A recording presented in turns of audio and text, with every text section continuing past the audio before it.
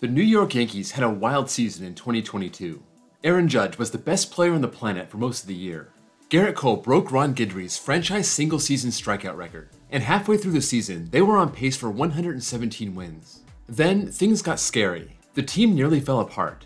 They recovered, made the playoffs, came back from a 2-1 deficit against Cleveland, and then were absolutely overmatched in the ALCS against Houston. That's their season in a nutshell. But today, I want to focus on the regular season.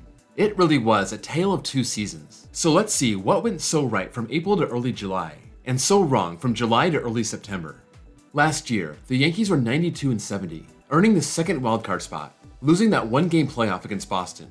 Over the offseason, they were able to re-sign Anthony Rizzo. They traded Gary Sanchez and Gio Urshela for Josh Donaldson. But overall, I was not impressed with their moves coming into 2022. This is what I said on my preseason predictions. The Yankees are another team that could have done more over the offseason. They got Rizzo back, they traded for Donaldson, they didn't do much about their pitching. I think 87 wins is a generous mark for the Yankees. No Corey Seager, no big starting pitcher like Scherzer. This team wasn't impressive last year, and I had no reason to think they would be much better this year. On April 21st, they were 7-6, having just been shut out in Detroit, but then they ran off 11 in a row. In mid-May, they won 9 out of 10. During the first half of June, they ran off 16 of 17. They stayed hot into July, beating the Pirates 16-0, then ending their epic first half with a 12-5 win over Boston on July 8th. They were 15.5 games up in the AL East and 38 games over 500. All they needed to do was play 500 ball the rest of the way, and they would have finished with 100 wins. But that didn't happen. On July 9th, the Yankees were up 3-2 late in Boston, but in the 8th inning, with 2 outs and nobody on, the Red Sox rallied off Clay Holmes and tied the game on an Alex Verdugo single. In the 10th, the Yankees got 2 runs on doubles from Aaron Judge and Anthony Rizzo. Wandy Peralta came on to close the game out, but with 2 outs, it was Alex Verdugo once again, driving in 2 runs to win the game. It was a disappointing loss, but the Yankees were still in great shape. July 9th would be a tipping point, as this sparked a 3-game losing streak. They finished the month of July 8-10, and August was where it went very wrong. Between August 2nd and 20th, the Yankees won 3 games and lost 14.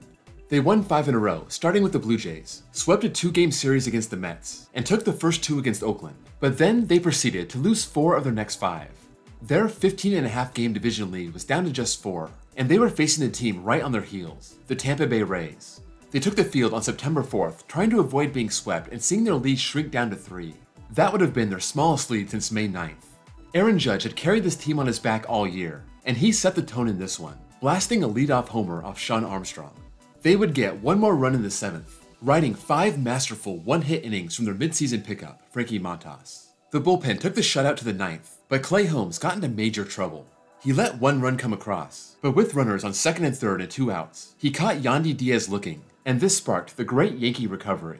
From September 4th to the end of the season, they would go 20-9, keeping the Rays and the Blue Jays at a distance, and finally winning their division after beating Toronto on September 27th. So, you could say this was a tale of 2 seasons, 61-23 to start, and 38-40 to finish. But we should really break this up into 3 seasons. Leave those first 84 games as season 1. At this point, they were on pace to win almost 118 games. From the walk-off loss to the Red Sox on July 9th, all the way to their second loss to the Rays on September 3rd. That's season 2, and they were 18-30. Then, from September 4th to October 5th, they were 20-9, pretty close to their original pace. So, what happened in the middle of that season? Let's look at their basic stats. The Yankees, over the course of the whole season, scored 4.89 runs per game. That was first in the American League and second in baseball, just behind the Dodgers, who scored 5.17 runs per game. In their good first and third parts of their season, they averaged 5.2 and 5.3 runs per game, respectively. So, without that bad middle part, they would have been the best offense in baseball. During that bad stretch, they scored 4.36 runs per game. That's about a run less than they were getting. But over the course of a whole season, 4.36 runs per game would have put them right on par with the Texas Rangers, 5th in the American League and 12th in all of baseball. That's really not bad, still in the top half. Now, let's look at the pitching. They averaged 3.29 earned runs per game, 3rd in baseball, 2nd in the American League behind the Astros. Their pitching was outstanding during that first part, giving up just about 3 runs per game, and they finished the season giving up about 3.4. But during that middle stretch, they were giving up 4.3 runs per game, again, about a full run more than normal. Over the course of the whole season, that would have put them 12th in the American League and 23rd in baseball. Both their hitting and pitching suffered over those 48 games, but their pitching is what really cost them games. The one that stands out the most is Clay Holmes. He was untouchable in the first half. 38 innings, 2 earned runs, a 0.47 ERA. During the bad stretch, he gave up 11 runs over 13 innings, a 7.62 ERA. He recovered somewhat during the final stretch, 12 2/3 innings and a 3.55 ERA. We just saw how Wandy Peralta let that game in Boston slip away. Well, his ERA started off under 2, ballooned up to 4 during those 48 games, and got it back down to 2.70 for the home stretch. Their two aces held steady. Cole and Cortez saw their ERA stay the same or even go down. Though, interesting enough, on that final stretch, Cortez ended with a 1.32 ERA, but Garrett Cole's went all the way up to 4.50. Jamison Taillon had about a 3.60 ERA all year, but during that slump, his ERA spiked up to 4.5.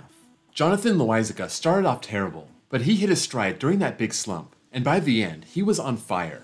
As for Aroldis Chapman, well, he was never good all year. Their pitching was also hurt when they lost Luis Severino on July 13th.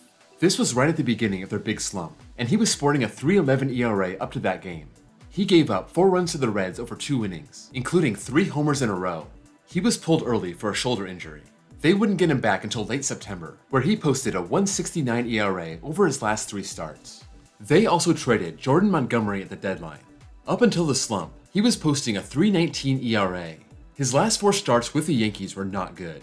13 earned runs over 18 2/3 innings, a 6.27 ERA, and Brian Cashman thought the team would find more value in the playoffs with a guy like Harrison Bader from the Cardinals, and he pulled off that trade.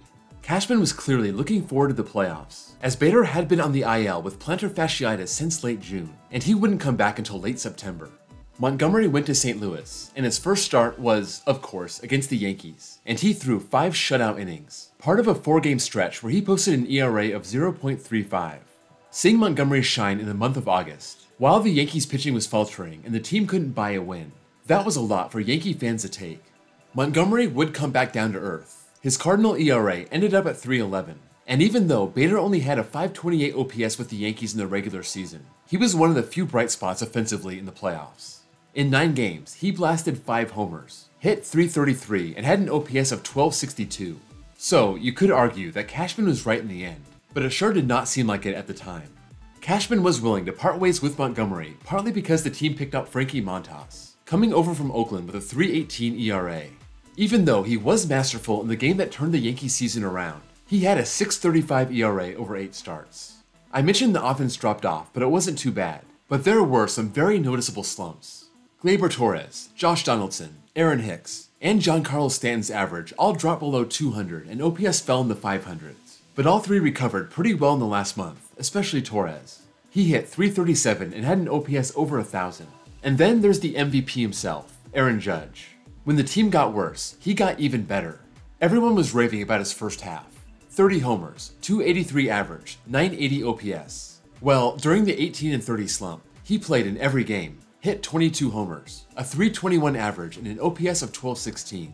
Once the team got its traction back, he managed to get even better, hitting 10 homers, batting .383 and rose his OPS to 13.26. He put himself in play for the Triple Crown and almost pulled it off. Despite all the pressure he was under in that last month, chasing history and trying to rescue the team's season, that's where he was at his best, and that's why he deserves the MVP trophy. I know a lot of people were connecting the Yankees' demise with the departure of Joey Gallo, and it was a fun storyline, but come on. He was hitting .159 with a .621 OPS when he got traded, and he was only slightly better with the Dodgers. In his first 3 weeks in LA, he did have an OPS of over 1,000, but he came crashing down back to his old Yankee levels. I thought the Yankees would be an 87-win, 3rd-place team this year, and that's not bad. They wound up playing at that pace for most of the season, but I don't think anyone saw them shooting out of the gate like they did. That was one of the most historic first halves of the season that anyone's ever seen. They ended up scoring almost 100 more runs than last year, going from the AL's number 10 offense to number 1. And even though they were only 8th in batting average, they topped the league in homers and walks. They were 2nd in OPS, and they stole almost twice as many bags from last year, led by newcomer Isaiah Kiner-Falefa with 22. Their pitching went from 3rd in the league to 2nd, dropping that ERA from .374 to .330. The big standout from year to year being Nestor Cortez. He split his time as a starter and a reliever last year, and he was very good. But he became their clear number 2 guy this year and rose to the occasion. 28 starts and a .244 ERA. He helped bring the Stars' ERA from 391 to 351, even without Chad Green in the bullpen. And with Chapman having a down year, the bullpen ERA dropped from 356 to 297, getting outstanding performances from Holmes, even despite his rocky stretch, as well as Lucas Littke, Wandy Peralta, Jonathan Loaizaga in the second half at least. Clark Schmidt, Ron Marinaccio, and Lou Trevino was also excellent after coming from Oakland. This Yankee team was good enough by the end to end up in the Final Four, but through it all, they just couldn't elevate into the same league as the Houston Astros. They're just on a different level right now, and the Yankees will keep wheeling and dealing to try to rise up and match the new beast of the American League. Trash cans or no trash cans, this is a well-run organization that's here to stay. That's all I have for the Yankees. Let me know what you think about this team. As a fan, what do you take away from this season? It was a true roller coaster. Sharp elevations, steep dives. This team outplayed their expectations, but it was still a disappointing finish. I want to hear your opinions. Sound off in the comments below. If you enjoyed this video, please drop a like. And if you're new here, please give me a sub for more content just like this. Thank you all for watching, and I'll see you all next time.